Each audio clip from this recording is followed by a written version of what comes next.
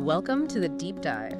Today we're venturing into, well, a really unique space. We're looking at where cutting-edge AI meets some very old interpretations of end times prophecy. Quite the mix. Yeah, exactly.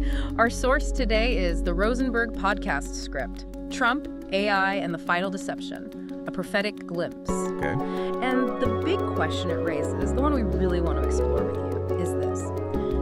Could an AI-generated picture of Donald Trump as the Pope actually mean something deeper for people who study biblical prophecy? Right. It sounds almost sci-fi meets theology, doesn't it? It really does. Our goal is just to unpack this, give you the surprising angles without making your head spin. Yeah, because it's a complex intersection. This idea that an algorithm's creation could mesh with ancient predictions is fascinating in itself. It really shows how technology now interacts with these long-held beliefs. Definitely. Okay, so let's get into the image itself. The source describes Trump wrapped in gold, seated on the throne, papal gear. Right, the whole setup. And it stresses this isn't supposed to be satire. The interpretation leans towards spiritual dominion. Spiritual dominion, that's a strong phrase. Yeah, even, quote, eerily messianic. Now, the idea of Trump as this, huge figure isn't exactly new. No, not at all. People have talked about that for years. The source script actually mentions this ongoing discussion about Trump fitting parts of the Antichrist archetype. Which part specifically? Well, it's, the charismatic leader, commands loyalty, very divisive figure, bold, all that. Right, those aspects are often brought up. But the source makes a really key point. Something's been missing from that comparison traditionally. Exactly. A spiritual or kind of religious aura. That hasn't really been his brand, so to speak. Yeah, and the source material digs into the biblical description of the Antichrist here. It's not just about political power, is it? No, there's a huge spiritual dimension. It points to 2 Thessalonians 2.4. Okay, what does that say? It talks about this figure exalting himself above God, sitting in the temple, actually showing himself as God. Wow. So claiming authority over both, church and state. That's the implication, yeah. Dominion over everything, including the religious sphere. And like you said, that's not territory Trump has historically occupied in his public image. Which brings us back to this AI Pope image. It's weirdly relevant then. It is, and that's the script's angle. Even though everyone knows it's fake, it's AI, it could still, implant an idea. Implant an idea? How so? Well, especially for people who are already looking at Trump through a prophetic lens. It's maybe less about reality and more about how a striking digital image in this age of deepfakes and digital everything can just resonate. Amplify what's already there, maybe? Precisely. It hits differently if you're already thinking along those lines. Okay, now let's layer in another piece the source highlights.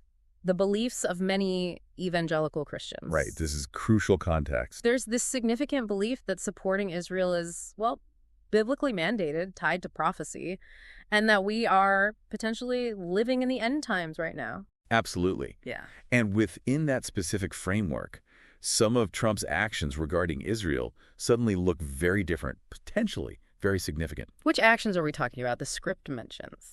Moving the U.S. Embassy to Jerusalem, that was a big one. Brokering those peace deals, the Abraham Accords. Right. And didn't he call himself something like... the best friend Israel ever had? He said that. And for some evangelicals, these aren't just political moves. They see them as potentially fulfilling prophecy. So the source sets up this really interesting split, this duality. Yeah. On one hand, some see Trump as a prophetic ally, someone helping bring about God's plan. But then there's the flip side. The script brings up this other possibility that the figure could actually be far more deceptive. Deceptive how? Well, based on interpretations that the Antichrist figure doesn't come in like Darth Vader.